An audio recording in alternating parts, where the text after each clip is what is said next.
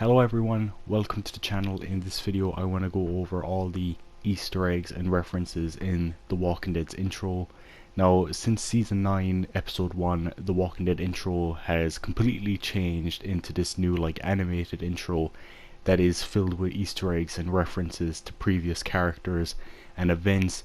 So in this video I'm going to look over all the Easter eggs that are in the intro for season 9 and season 10. Now, people have done videos talking about the season 9 Easter eggs, but I want to go over all the ones from season 9 and 10.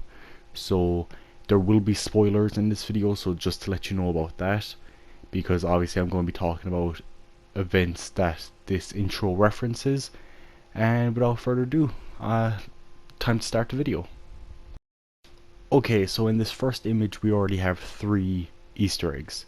The first one at the very top of the tree is the hatchet. That's of course Rick's hatchet, it was his primary weapon of choice during season 6, 7 and 8 and even 9. So it's nice that that's getting some recognition, because of course that was Rick's main weapon in the comic book. Next up is the stained glass and the tree itself. Now this is a reference to the ending of All Out War, of course, the ending of season 8, where Rick and Negan fought at this very tree. So that is the second Easter egg, and the third Easter egg is actually that crow pecking right there on the tree. Now, this could be a reference to the very first episode where we have crows pecking at some roadkill, and they've even used these crows in intros like the season 1 intro, and I think they've used them in other ones, so it could be a reference to that, keeping that tradition going. So next up we have the tree, and the tree has some Easter eggs hanging off it. First off, it has, from left to right, I'll go over all of them. First off, it has the governor's eye patch right here. Of course, the governor was a major antagonist early on in the series during season 3 and 4. Next up is Abraham's dog tags, a nice reference to Abraham considering he was a major character in the show for a long time.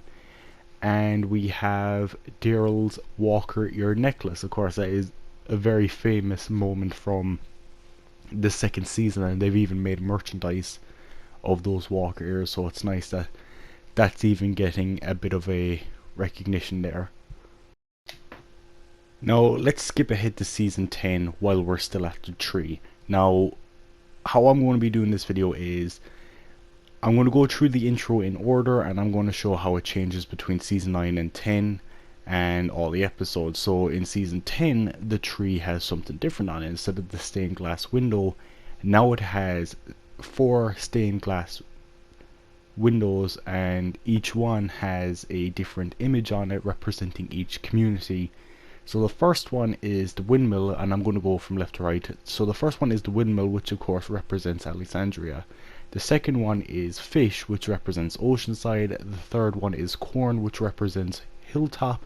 And the fourth one is a tiger, or Shiva, that represents the kingdom. So that's also a nice reference to Shiva. Another cool detail is in season 9 the tree, when it grows, is very bright, but in season 10 it's starting to look a bit dead. Now next to the tree in the season 10 intro, it looks like Jesus' sword is right next to the tree, so that's another Easter egg.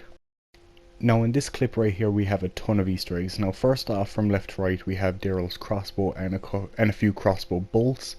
We have what looks like Andrea's pitchfork, and we have what appears to be Cherokee roses growing around the pitchfork, so there you go, a reference to Carol and Sophia and Daryl. And we have a skull. Now this could be a reference to Herschel, who of course got his head cut off, and when Michonne found Herschel's head she did stab him with the katana, but seeing how the katana is in the intro later on, they might have just put a pitchfork here instead. Also because pitchforks kind of represents the farm, and Herschel was, the owner of the farm. We also have the helicopter that took Rick, and then last but not least we have Carol's knife in the log. In season 10 they changed this around by putting the satellite that crashed in the season 10 premiere.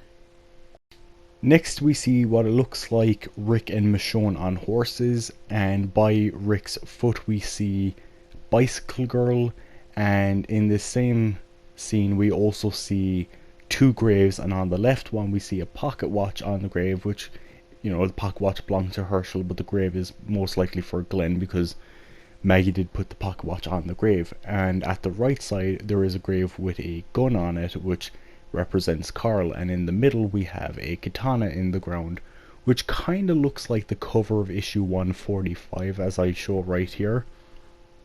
In the season 10 intro there's two katanas in the ground, kind of making an X, kind of for like season 10. You know, X represents 10, so it could be a reference to that. Also, another little detail is in season 9 the katana is pointing at Rick. The blade end is pointing at Rick because he leaves in that season, and then in season 10 the new katana is added and the blade is pointing towards Michonne, who leaves in season 10. So I just thought that was a neat little detail as well. Next up we have Rick slash Carl slash Judith's hat, and then in season 10's intro the trees are on fire. This is of course a reference to when the satellite causes the forest to go on fire in the season 10 premiere. In season 9 there is a clip where they show a noose. Now this is a reference to Gregory, who gets hung in the season 9 premiere, and then starting from season 10 they get rid of the noose and they show this little clip of Rick blowing up the bridge, which of course is how he left this, well, it's how most of the characters last saw him. The next thing that is shown is Lucille, and then when it zooms out of Lucille we see Rick's coal python next to it, and then on the wall we see a sign saying final warning, which is a reference to what Simon wrote to Oceanside. In season 10 it's replaced by Silence the Whispers, and in the next scene we see, this could be Daryl's bike or maybe the bike Negan rides in season 9, and the red machete behind it. Also another detail is the trees behind the bike are bright in season 9, but they're a bit more dead in season 10, kind of like the tree at the beginning of the intro. Next up is the windmill has JSS written on it, but you can barely see it in season 9. In season 10 it's highlighted, and next to it it says Silence the Whispers. Next up we have a close-up of a walker eye with a fly crawling around it, kind of like the cover of issue number 9 as on screen right now. So it zooms out and we see a lone walker, and behind him there is like a few walkers, and one looks like it's highlighted in red, and next to it is a pretty tall walker. Some have said these are alpha and beta. The fact that one of them is highlighted in red kind of reminds me of the hardcover book covers, how they would have like a character highlighted and then the rest would be like black and white. If you've ever seen those hardcover books. During season 9, before Jesus' sword was added to the tree at the beginning, Jesus' sword was here next to the walker, and we see the walker heading towards the windmill. Now later on in season 9 they added two more, well, seemingly walkers, but if you look at the back of the one on the right you can see stitching on the back indicating that this is a walker. I mean a whisperer. In season 10 they are walking towards the windmill again, but we see the border with the heads on spikes around it, and then later on they add another two walkers, and if you look in the background they have a lot more walkers in the background as well. So that's everything in the intro itself. Now as for the logo, that changes as well throughout the seasons as well. During The Walking Dead season 1 to 8 we saw the logo deteriorate more and more, but starting in season 9 it's more clean.